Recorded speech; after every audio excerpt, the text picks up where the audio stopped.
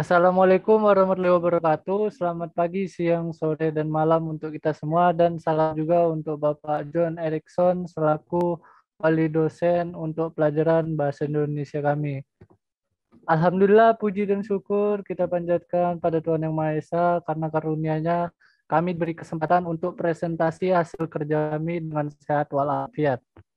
Sebelumnya, izin untuk memperkenalkan diri terlebih dahulu sebelum kita masuk ke pembahasan materi presentasi kami. Pertama, izin saya perkenalan diri duluan. Perkenalkan, nama saya Sodik Armando Wicaksono selaku moderator di presentasi ini. Kedua, boleh dilanjutkan dengan Ahmad Fauzi. Kedua, boleh dilanjutkan dengan Fauzi. Fauzi, saya persilakan.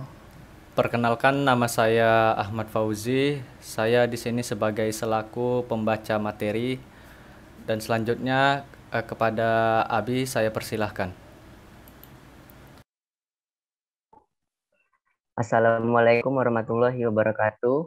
Perkenalkan, nama saya Daniel Abies Palaki. Saya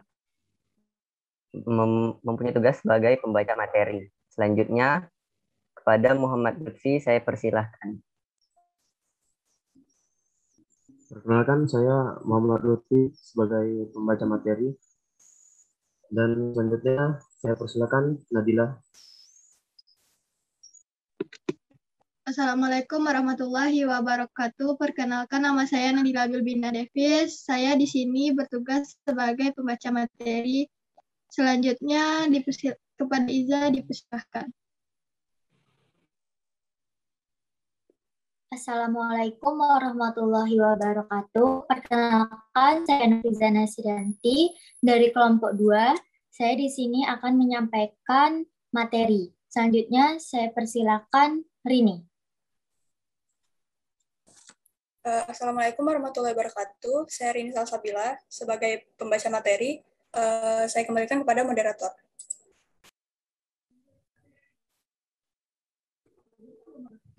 Oke, terima kasih teman-teman semuanya dengan perkenalannya. Sekarang mari masuk ke materi yang kami bawa. Presentasi kali ini adalah disabilitas. Dan untuk awal tentang definisi dari disabilitas boleh dibacakan oleh Pauji. Pauji, saya persilakan.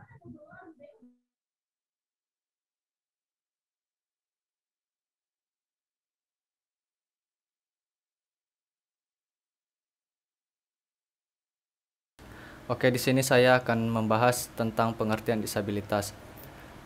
Pengertian disabilitas menurut Kamus Besar Bahasa Indonesia adalah orang yang menyandang atau menderita karena sesuatu.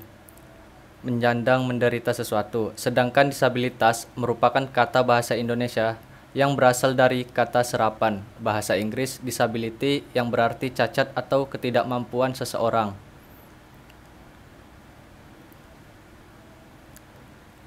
Selanjutnya, kategori penyandang disabilitas. Kategori penyandang disabilitas itu terbagi menjadi 3. Yang pertama itu impairment, yaitu orang-orang yang tidak berdaya secara fisik sebagai konsekuensi dari ketidaknormalan psikologis, psikis, atau karena kelainan pada struktur organ tubuhnya. Contoh, kebutaan, tuli, kelumpuhan, amputasi pada anggota tubuh, serta gangguan mental.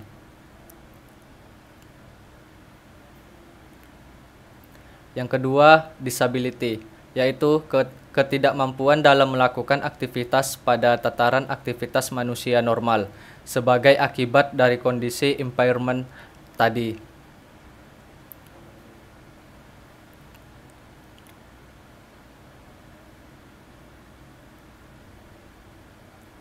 Yang ketiga yaitu handicap, yaitu yang dimana ketidakmampuan seseorang dalam menjalankan peran sosial ekonominya sebagai akibat dari kerusakan fisiologis dan psikologis, baik itu karena sebab abnormalitas fungsi dari impairment atau karena disabilitas. Sekian, terima kasih. Selanjutnya kepada Abi saya persilahkan. Selanjutnya kepada moderator saya kembalikan. Oke, terima kasih Bang Ahmad Fauzi atas penjelasannya. Selanjutnya tentang klasifikasi disabilitas, boleh selanjutnya dibacakan oleh Abi. Abi, saya persilakan. Baiklah, saya akan menjelaskan tentang klasifikasi disabilitas. Disabilitas itu dapat bersifat fisik, kognitif, mental, sensorik, emosional, atau beberapa kombinasi dari yang saya sebutkan tadi. Yang pertama ada tunanetra. Tunanetra adalah individu yang memiliki hambatan dalam penglihatan. Tunanetra ini dapat dibagi menjadi dua golongan. Yang pertama buta total dan yang kedua low vision. Yang kedua ada tunarungu. Tunarungu adalah individu yang mengalami kerusakan alat atau organ pendengaran yang menyebabkan kehilangan kemampuan menerima atau menangkap bunyi, serta suara baik permanen maupun tidak permanen.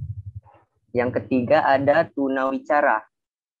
Tunawicara atau yang biasa kita sebut dengan bisu adalah ketidakmampuan seseorang untuk berbicara. Ini disebabkan oleh gangguan pada organ-organ seperti tenggorokan, pita suara, paru-paru, mulut, lidah, dan sebagainya. Yang keempat ada tunadaksa. Tunadaksa yaitu individu yang memiliki gangguan gerak yang disebabkan oleh kelainan otot dan struktur tulang yang bersifat bawaan, bisa jadi dia sakit atau akibat kecelakaan, termasuk juga akibat dari amputasi, polio, dan lumpuh. Tunadaksa ini memiliki 3 tingkatan. Yang pertama, tingkatan ringan, yaitu ia memiliki keterbatasan dalam melakukan aktivitas fisik, tetapi masih dapat ditingkatkan kondisinya melalui terapi. Lalu tingkatan yang kedua adalah sedang, yaitu memiliki keterbatasan motorik dan mengalami gangguan koordinasi sensorik. Yang terakhir tingkatan berat, yaitu memiliki keterbatasan total dalam gerakan fisik dan tidak mampu mengontrol gerakan fisik. Ada tunagrahita.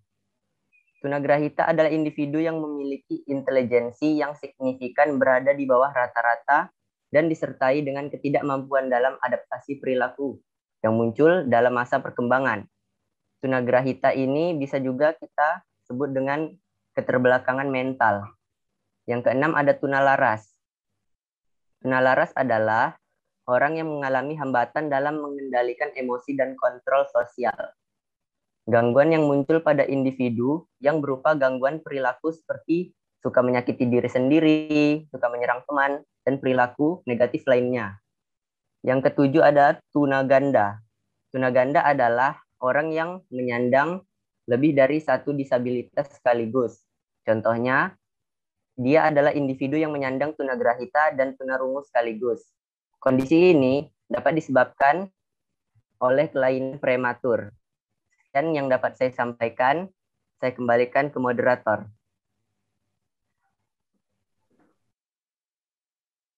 Oke, terima kasih untuk Bang Abi penjelasannya. Dan selanjutnya, untuk bagian saya jelaskan sendiri, yaitu tingkatan dari disabilitas.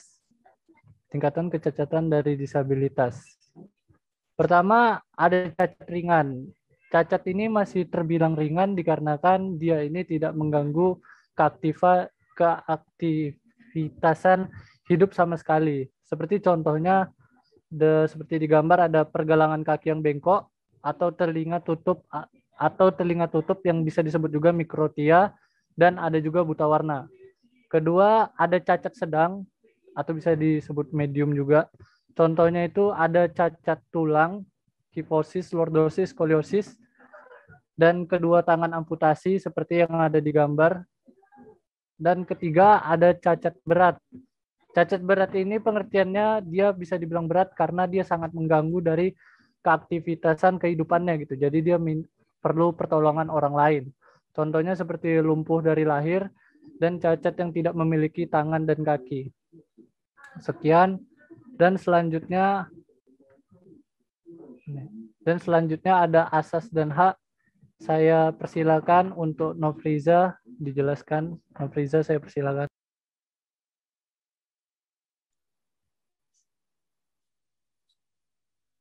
Baik, di sini saya akan menjelaskan asas dan hak disabilitas pada pasal 3 ayat 3 yang berbunyi setiap orang berhak atas perlindungan hak asasi manusia dan kebebasan manusia tanpa diskriminasi.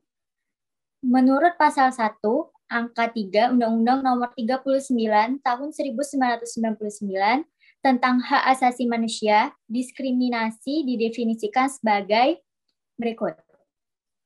Diskriminasi adalah setiap pembatasan, pelecehan, atau pengucilan yang langsung ataupun tak langsung didasar pada pembedaan manusia atas dasar agama, suku, ras, kelompok, golongan status sosial, status ekonomi yang berakibat pengurangan, penyimpangan, atau penghapusan, pengakuan, pelaksanaan, atau penggunaan hak asasi manusia dan kebebasan dasar dalam kehidupan baik individu maupun ekonomi, hukum, dan aspek kehidupan lainnya. Di sini ada hak-hak disabilitas. Yang pertama ada hak persamaan dan non-diskriminasi, yaitu penyandang disabilitas memiliki hak untuk mendapatkan kesempatan yang sama dengan seluruh umat manusia di hadapan dan di bawah hukum. Mereka juga berhak mendapatkan perlindungan dan manfaat hukum yang setara tanpa mendapat diskriminasi. Yang kedua, ada aksesibilitas. Sebagai bagian dari masyarakat, penyandang disabilitas juga memiliki hak untuk mendapatkan kemudahan yang disediakan oleh negara bagi semua orang. Dalam hal ini termasuk kesamaan dan kesempatan yang setara terhadap fasilitas dan layanan publik. Hal ini bertujuan untuk memberi penyandang disabilitas kesempatan untuk bisa hidup secara mandiri dan berpartisipasi secara penuh dalam semua aspek kehidupan. Ketiga, hak untuk hidup. Sama halnya seperti warga negara lainnya, penyandang disabilitas juga berhak memiliki kesempatan yang sama untuk hidup. Penyandang disabilitas memiliki 6 hak hidup yang harus dipenuhi oleh negara, yang meliputi atas penghormatan integritas, tidak dirampas nyawanya, mendapatkan perawatan dan pengasuhan yang menjamin kelangsungan hidupnya. Dan yang keempat, ada hak peningkatan kesadaran. Penyandang disabilitas seringkali dipandang sebelah mata di berbagai negara. Hal ini disebabkan kurangnya pengetahuan dan sosialisasi terhadap kesadaran disabilitas di masyarakat. Oleh karena itu, negara harus memberi hak peningkatan kesadaran pada masyarakat terhadap penyandang disabilitas. Dan yang kelima, yang terakhir, itu ada hak kebebasan dari eksploitasi, kekerasan, dan pelecehan. Eksploitasi, kekerasan, dan pelecehan adalah hal-hal yang bisa menimpa siapa saja, termasuk penyandang disabilitas. Oleh karena itu, negara harus memastikan penyandang disabilitas terpenuhi haknya untuk bebas dari segala bentuk eksploitasi, kekerasan, dan pelecehan. Penyandang disabilitas harus dilindungi oleh hukum, dapat menggunakan hukum, dapat berpartisipasi dalam semua tahap proses dan prosedur. Pada hukum, dasar kesetaraan dengan orang lain dalam masyarakat. Itu saja penjelasan tentang asas.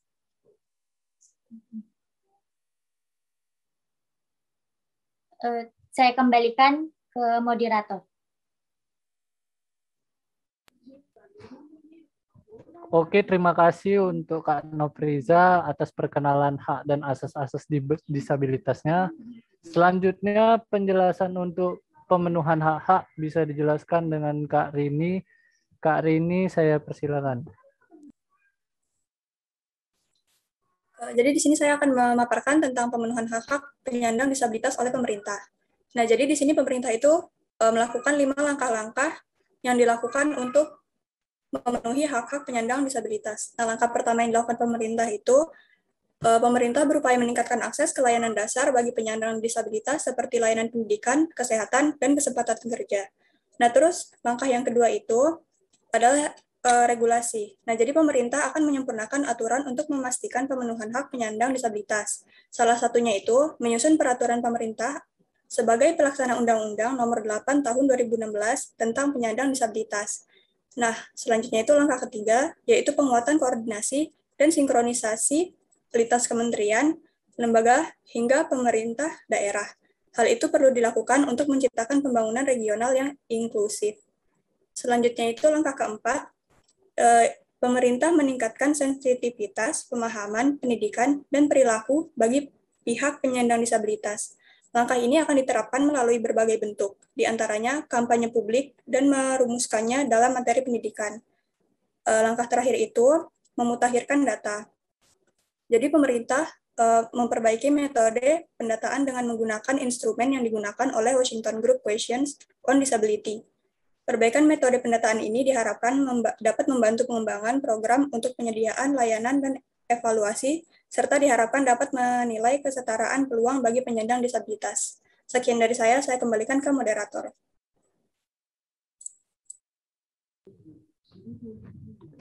Oke, terima kasih Kak Rini dengan penjelasannya. Selanjutnya, untuk penjelasan presentasi selanjutnya tentang transportasi umum atau fasilitas umum yang disediakan pemerintah untuk penyandang disabilitas, bisa dijelaskan oleh Kak Nadila. Kak Nadila, saya persilakan.